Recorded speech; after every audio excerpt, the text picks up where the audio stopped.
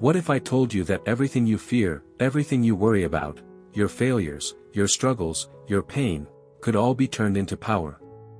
What if the very thing you try to avoid is the key to your strength?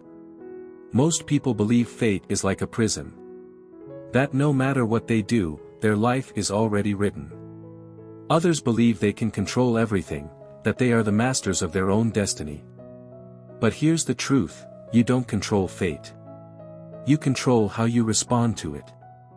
This is the secret of the Stoics, men who mastered life, not by changing the world, but by changing themselves.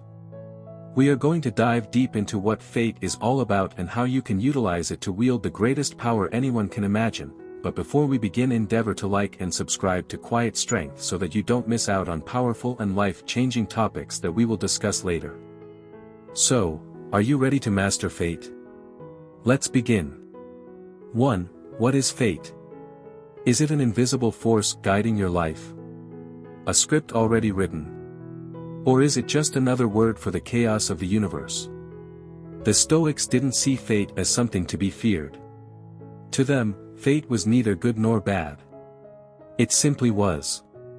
Marcus Aurelius, one of the greatest Stoic philosophers, wrote in his journal, "You have power over your mind, not outside events.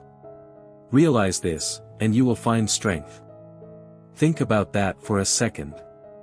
You don't control where you were born. You don't control who your parents are. You don't control the economy, the weather, or the opinions of others. But what do you control? Your mind.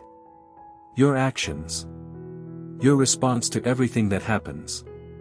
And that is where power begins. Let me ask you, how much of your life have you spent worrying about things outside your control? How many hours have you wasted being angry at the past, fearing the future, or blaming others?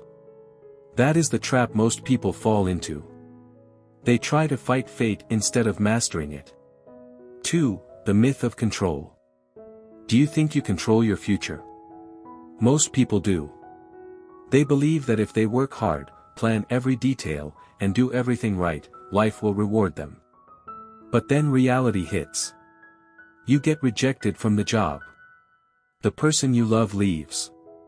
The business you worked so hard to build fails. And suddenly, you feel lost. Betrayed. Angry at the world. Why? Because you thought you were in control. But you never were. Epictetus, a former slave turned philosopher, said, "Freedom is the only worthy goal in life. It is won by disregarding things that lie beyond our control." So ask yourself, what are you trying to control that is actually beyond your power? Let that question sit in your mind for a moment. 3. Loving your fate. What if, instead of resisting fate, you embraced it? What if, instead of complaining about what happens, you used it?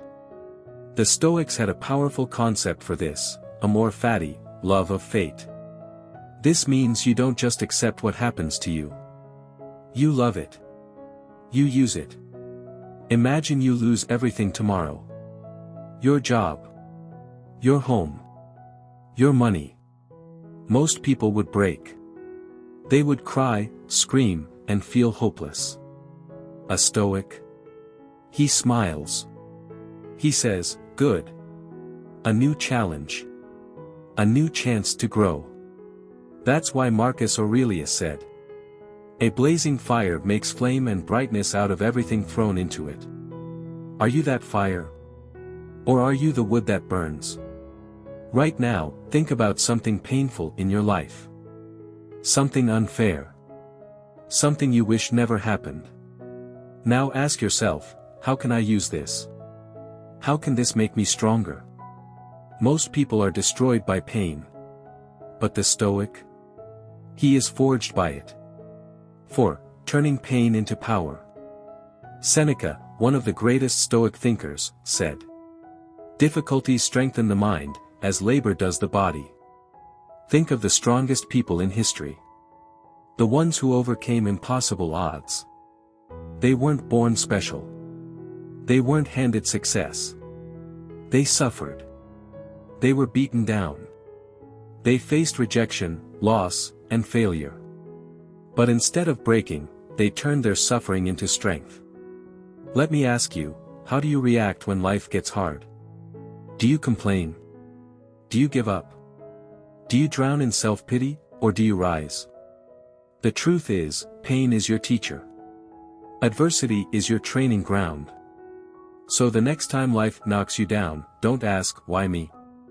Ask, how can this make me unstoppable? 5. Detachment, becoming untouchable. Most people are prisoners of their emotions. One insult can ruin their day. One failure can shatter their confidence.